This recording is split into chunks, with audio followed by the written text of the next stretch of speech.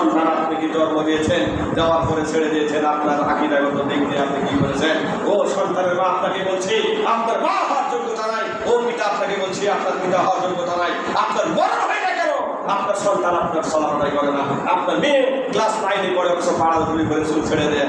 আপনি তো দায়ুস পিতা, আপনি দিয়ে নামাজ পড়ে সাহেব, আপনি তো দায়ুস হয়ে গেছেন। আপনার স্ত্রী এখনো কোয়াল গায়ে দেয় রাস্তার মাঝে। লজ্জা থাকা দরকার আপনার। আপনার স্ত্রী কেন বাইরে আপনি কাজ করতে পারেন না? আপনি কি মারা গেছেন?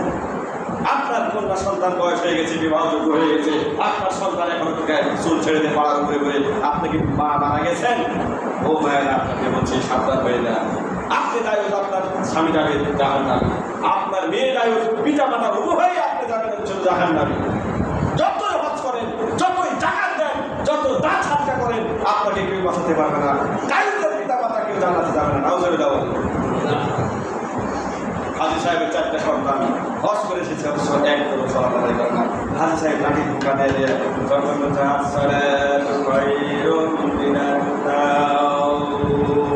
হাজী সাহেব একা একাই উঠেছেন।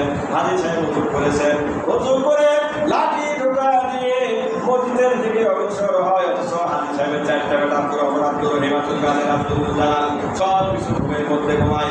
প্রতিটা ঘরে ঘরে বেটার বউকে নিয়ে ঘুমিয়ে আছে। একদিনও বললেন না হাজী সাহেব, এ সন্তান আব্দুর রহমান, ঘুম থেকে উঠো, নামাজের আযান হয়েছে, মসজিদে চলো। কয়টা হাজী বলছে? সন্তানকে আপনি কি যে মানুষ করলেন, কি বানালেন সন্তানকে? আপনি যেটাই বানান, ডাক্তার বানান, ইঞ্জিনিয়ার বানান, মাস্টার বানান, ডিগ্রি নিয়ে আপনি প্রফেসর বানান, যা কিছু বানান, কোরআনের জ্ঞান আপনার ভিতরে দিতে হবে, আপনার সন্তানের ভিতরে। নইলে রব্বের হামা কামা রব্বায়ের সাগীরা, আপনার মৃত্যুর পরে আপনার সন্তান এই দোয়া দরকার।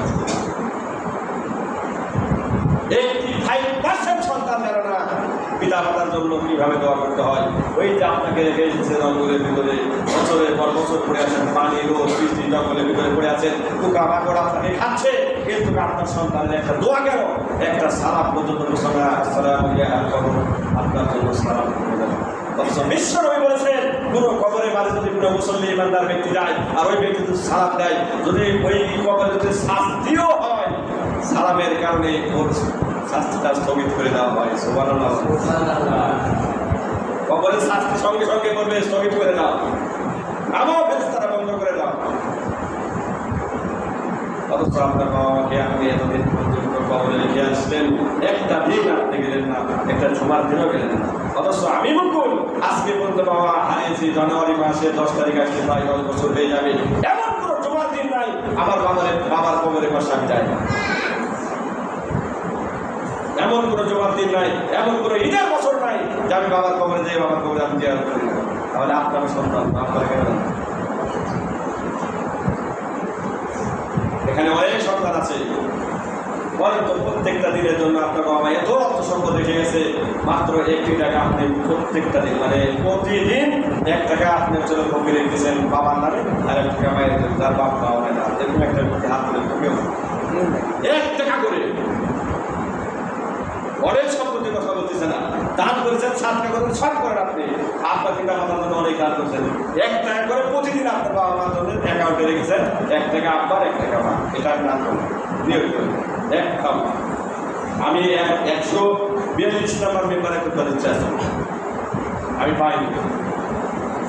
যদি বলে এটা মিথ্যা কথা বলা হবে। আরে সন্তান, আপনার জন্য যে বাবা